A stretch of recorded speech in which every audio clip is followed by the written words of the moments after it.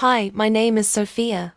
I'm 68 years old, and I never thought I would live to see the day my own daughter betrayed me in such a heartless, devastating way. I raised her with love, worked 2 jobs to give her everything she needed, and in return, she nearly destroyed everything I'd built for myself. For us. It all started after my retirement. I had been working as a school teacher for over 40 years. Teaching English literature was more than just a job. It gave me purpose. I loved being in the classroom, sharing the beauty of poetry and novels with young minds. My husband Richard passed away 10 years ago, and my daughter Ava became the center of my universe. We were close, or so I thought. After I retired, I started spending more time with my granddaughter, Ava's only child, Lily. She reminded me so much of Ava when she was little, sweet, curious, full of life. But slowly, things started to shift. Ava had become distant, distracted. She and her husband Mark had started a real estate business. They were always on the go, chasing commissions and managing deals. At first, I thought they were just busy, trying to build a future for their family. But now, looking back, I see how blind I was, how naive. One evening, while I was watching Lily at my house, Ava came by looking more stressed than I'd ever seen her. She sat at my kitchen table, barely touching the tea I made for her. Her hair was disheveled, and she had dark circles under her eyes. It was clear something was bothering her. "Mum," she said, her voice trembling. "We're trying to buy this property. It's a dream house. But the bank won't approve the full amount under our names." I looked at her, confused. "So what does that mean?" They said, "If someone with good credit cosigns, someone like you, we could get the loan." I felt uneasy. My heart started to beat faster. I knew signing anything involving such a large amount of money was a huge risk. Ava. That's a huge responsibility. What if something goes wrong? Mom, it's just paperwork. We'll handle the payments. It won't affect you. You won't have to do anything. I promise. I should have said no. But I didn't. Because I trusted her. Because she was my daughter. Because I never imagined my own flesh and blood could hurt me. So I signed the documents she gave me. A few weeks passed, then a few months, and nothing seemed out of the ordinary, until the first letter arrived. It was from the bank. A notice of late payment on a mortgage I didn't know I had. I remember standing in my kitchen, reading that letter over and over, thinking it had to be a mistake. I called Ava, but she didn't answer. When I tried again, Mark picked up. "Oh, that. Yeah, there's been a few hiccups," he said casually. "But don't worry. We're sorting it out." I didn't sleep that night. Something in his voice made me feel sick. The next morning, I put on my coat and went straight to the bank. I remember sitting in the waiting area, my hands trembling. I felt like I was about to hear something I wasn't ready for. What I learned made my stomach drop. Ava hadn't just co-signed with me. She had taken out the full loan, $950,000, in my name, without my full knowledge. I was the sole applicant. The documents had been forged, my signature copied on forms I'd never seen. I was listed as the sole owner of a luxury home I'd never even visited. I couldn't breathe. I felt dizzy. My entire life flashed before my eyes. Every day I spent working late nights, every sacrifice I made for Ava, all of it felt meaningless in that moment. The bank was threatening foreclosure. The payments hadn't been made in 3 months. My credit was plummeting. My retirement, everything I had worked for, was about to collapse. I drove straight to Ava's house, heart pounding, hands gripping the wheel. I remember how calm the street looked. Birds chirping, children playing. It was a peaceful neighborhood with clean lawns and beautiful homes. And inside that beautiful home, the one bought with my name, sat my daughter. She opened the door with a smile, but it faded when she saw my face. "Why, Ava?" I asked, standing in her kitchen, tears streaming down my face. "Why would you do this to me?" She looked away. Mark didn't even pretend to be ashamed. "You have the credit," he said. "We needed a house." Ava finally met my eyes. "I didn't think it would be this bad. We just needed a way to get approved." "Ava, you forged my signature. You committed fraud. You ruined my credit. My life. Do you understand that?" "No, Mom. You're overreacting. We'll fix it." "We always do." "Fix it? How are you going to fix this?" "The bank is coming after me. I could lose my home." Mark stepped in again. "Don't be so dramatic. It's just temporary. Once our business picks up again, we'll catch up on the payments." "And what if it doesn't?" I shouted, my voice shaking with rage and heartbreak. "What happens then, Mark? Do I end up homeless while you sit here drinking wine in a house you bought with my identity?" I left that house with a broken heart and a sinking realization. My daughter was no longer the little girl I once held in my arms. She was someone I didn't recognize. For weeks, I barely slept. I spoke to lawyers, tried to understand what could be done. Most said the same thing. It would be difficult to prove. Unless I pressed charges against Ava, my own daughter. The thought alone made me sick. But what choice did I have? If I did nothing, I'd lose everything. I met with a lawyer named Mrs. Danvers. She was kind but direct. "You have a strong case. If we can prove the forgery, you can press criminal charges. But you need to be prepared for what that means. It won't be easy." I nodded, staring at the papers in front of me. My name on documents I never signed. My life used like a pawn. "Do you think your daughter will admit to it?" she asked. "I don't." "No," I whispered. "I don't know who she is anymore." Tears filled my eyes again, not just for the betrayal, but for the loss of the relationship I thought I had. I missed the days when Ava would hug me tightly, call me just to say hello, ask me to bake her favorite cookies. I missed the innocence, the trust, but I had to face reality. She made a choice, and now I had to make 1-2 to protect myself. I had to fight back. The following week was a blur of phone calls, emails, and tears. My world had been flipped upside down. I was battling between protecting myself and holding on to some last shred of hope that my daughter would come to her senses, that she would realize how deeply she'd hurt me. But that hope began to fade fast, Mrs. Danvers, and I started preparing for legal action. She recommended filing a report with the police and submitting a claim of identity theft with the bank. I hesitated at first.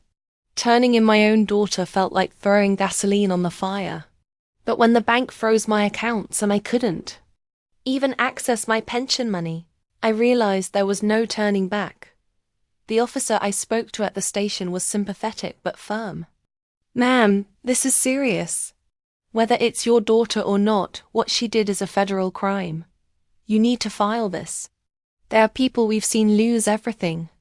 Homes, savings, credit, everything." With a trembling hand, I signed the report. That night, I cried more than I had in years. I stared at old photo albums. Ava in her kindergarten dress, Ava holding her diploma, Ava smiling on her wedding day. When had she changed? When had I lost her? The next few weeks were a whirlwind. A detective came to speak with me. The bank began their own investigation. Mrs. Danvers worked tirelessly to compile evidence, forged documents, phone records, anything that could show I wasn't involved in the fraud. But what hit me the hardest was a phone call from Lily. She was only 12, but smart and observant. "Grandma," she said in a hushed tone, "Mom and Dad are always yelling. Mom said you're being mean, but—" I heard her say they were in big trouble. My heart broke again. Children shouldn't have to be caught in this. The hardest part came when Ava finally called me, not to apologize, but to beg.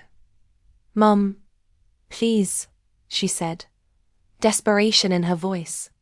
"If you don't drop this, we're going to lose everything."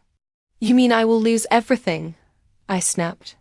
"You already took everything." There was a silence. Then softly, Ava muttered, "You don't understand. I didn't do this just to hurt you. I needed to protect us." That was the moment something in my gut told me there was more. Over the next few days, I did my own digging. I asked around, checked public property records. I even contacted a private investigator through Mrs. Danvers. And what I discovered left me stunned. The house Ava and Mark bought, it wasn't their first. They had already defaulted on 2 other properties they had purchased under different shell companies Ava was linked to by name. They were in over their heads with debt. Their real estate business? A scam, barely hanging by a thread. They hadn't just used my name as a backup. They had planned to use me as their financial lifeboat. The realization made my stomach churn. When I confronted Ava again, I didn't yell. I didn't cry. I simply asked, "Did you ever really need my help? Or was this your plan all along?" Her silence said everything. "I'm your mother," I whispered. "I would have given you the world. But you didn't ask. You stole it." She looked ashamed, but it was too late. The case moved forward. The bank began removing the loan from my credit, pending the outcome of the fraud investigation. Ava and Mark's accounts were frozen. Their assets, including the house, were under review. I knew there was a long road ahead.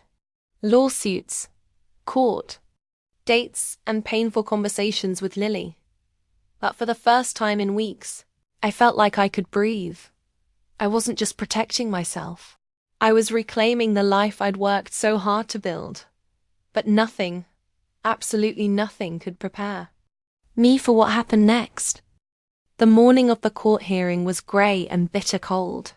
I stood outside the courthouse in a coat that felt too thin for the chill running through my bones.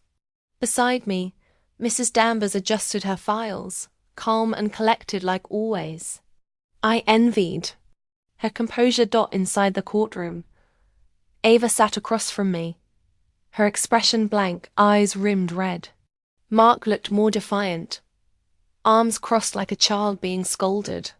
But me, I couldn't stop staring at my daughter, trying to find any trace of the girl I once knew. I kept asking myself, was there something I could have done differently? Was it my fault she turned out this way? The judge entered, and the proceedings began.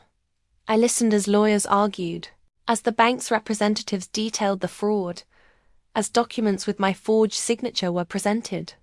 I winced when I saw my name scribbled across deeds and mortgage, files I had never laid eyes on. Then came Ava's turn to speak. She stood, trembling, holding a tissue. "I made a mistake," she said quietly. "I didn't mean to hurt my mum. We were desperate. The business was falling apart, and we didn't know where to turn. I knew she wouldn't help us if she knew how bad things really were. I didn't think it would go this far." Tears streamed down her cheeks. "I thought we could fix it before she ever found out." There was a long silence after she spoke. The judge's face was unreadable. Mrs. Danvers leaned in and whispered, "They're trying to appeal to emotion. But the evidence is solid. The law's on your side." After recess, the judge returned and gave a preliminary ruling. The loan would be removed from my name. The fraud was acknowledged. Ava and Mark would face charges, not jail yet, but fines, restitution, and a record that would follow them. It was justice. It should have felt like relief. But all I felt was hollow. I left the courtroom that day not victorious but heartbroken. I had protected my financial life. But my relationship with my daughter, that was another kind of loss altogether. Weeks passed. I didn't hear from Ava. Lily came to visit sometimes. She was quiet, confused, unsure whether to talk about her parents or pretend like nothing had happened. I tried to keep things normal for her. We baked cookies, we played board games, but she always seemed like she was waiting for something, a permission I couldn't give her. Then, one afternoon, something unexpected arrived in the mail. A letter. It was from my sister, Marianne. We hadn't spoken in nearly 20 years. Her handwriting was shaky but familiar. Dear Sophia, I saw the story on the news. I recognized your name and my heart broke for you. I know we haven't spoken in a long time, not since Richard's funeral. But I've been thinking of you ever since this all began. I wanted to reach out sooner, but I didn't know if you'd want to hear from me. I need to tell you something about Ava. Years ago, when she was in college, she came to me. She said she felt like she couldn't talk to you about her failures, about the pressure she was under. She asked for money, not once, but many times. I helped her at first, but then she started lying. I caught her forging my name on a check. Once, that's when I cut ties. I never told you because I didn't want to destroy your image of her. But maybe that was wrong of me. I'm sorry, Sophia. I really am. If you ever want to reconnect or just need someone to talk to, I'm here. With love, Marianne. I sat at the kitchen table for a long time after reading that letter. My hands trembled. My heart ached. So many pieces began falling into place. Things I hadn't understood back then. Ava's secrecy, her sudden confidence in college, her obsession with appearances. This wasn't a sudden betrayal. It had been growing for years, and I had missed it. I didn't know what to feel. Anger? Sadness? Guilt? All I knew was this. I couldn't change the past, but I could choose what came next. A few days later, I wrote Marianne back. I thanked her. I forgave her, and I said I'd like to talk, really talk. I also made a decision about Ava. I wouldn't press for jail time. I told the judge I wanted them to pay restitution, but didn't want Lily growing up visiting her parents behind bars. But I also told Ava that I was done protecting her. No more lies. No more pretending. I gave her one final letter, one I wrote by hand. Ava, you hurt me more than I ever thought possible. Not because of the money, but because you broke my trust. I don't know if we'll ever be the same again. But I'm still your mother. And deep down, a part of me will always love you. Not the woman you've become, but the girl I once held in my arms. I hope you find your way back to her. Love. Mum, I never got a reply, but I kept living. I reopened my garden. I started volunteering. At the library, I reconnected with Marianne. And most importantly, I learned how to forgive without forgetting. Because sometimes, the hardest battles we fight are not in courtrooms, but in our own hearts. And while I may never get back what Ava took from me, I found something more powerful in the ashes of that betrayal. Peace.